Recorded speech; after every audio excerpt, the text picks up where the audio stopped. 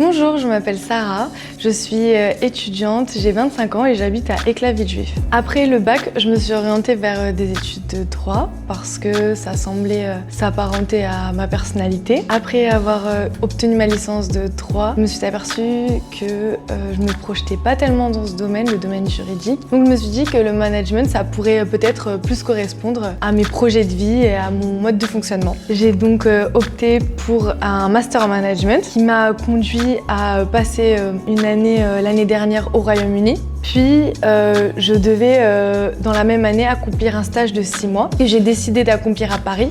Néanmoins, je connaissais absolument pas Paris. C'était un monde totalement nouveau pour moi et avec la distance, c'était un peu compliqué de trouver un logement sans pouvoir le visiter. Donc je me suis dit qu'il valait peut-être mieux que je m'oriente vers un organisme de renom comme par exemple la résidence Éclat. Il y avait aussi beaucoup d'avis sur les réseaux sociaux qui me rassuraient.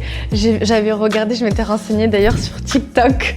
C'est les vidéos de TikTok qui m'ont rassurée. Et donc, rien qu'avec des photos, j'ai choisi de vivre à Éclat. Et justement, quand je suis arrivée, étonnamment, je pensais pas que c'était aussi dynamique. Ça m'a permis de rencontrer pas mal de jeunes. Je pense que ce qui me plaît le plus, c'est l'aspect sécurité et le confort. D'ailleurs, il s'est avéré que le logement correspondait vraiment à mes attentes et correspondait aux photos, puisque quand je suis arrivée, en plus, tout était neuf. En fait, la luminosité, par exemple, était telle que j'ai pu m'adonner à mon activité favorite, la couture, que j'ai découverte l'année dernière. Je suis encore débutante. Parce qu'en fait, la couture, c'est une activité qui demande beaucoup d'éclairage et du coup beaucoup de minutie et beaucoup d'éclairage par conséquent parce que c'est très manuel et quand on est dans des logements un peu trop sombres ou mal éclairés, malheureusement on peut pas faire de la couture. L'avantage c'est que pas loin de la résidence, quand on descend la rue, il y a un marché sur lequel tous les vendredis et samedis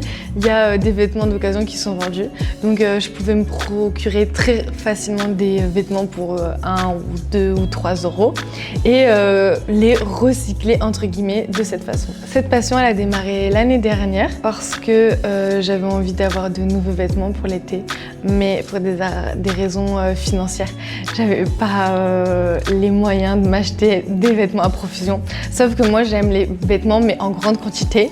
Donc j'ai décidé d'essayer de me confectionner mes propres vêtements. J'y consacrais beaucoup d'heures les premières fois pour confectionner un vêtement, mais au fil du temps, j'ai pris la main et d'ailleurs maintenant je trouve que je me suis beaucoup améliorée.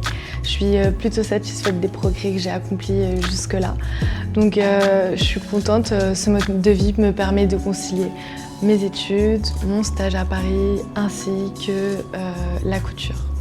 Je pense que si je devais me définir et si je devrais donner un conseil, soyez spontané, faites ce qui vous anime.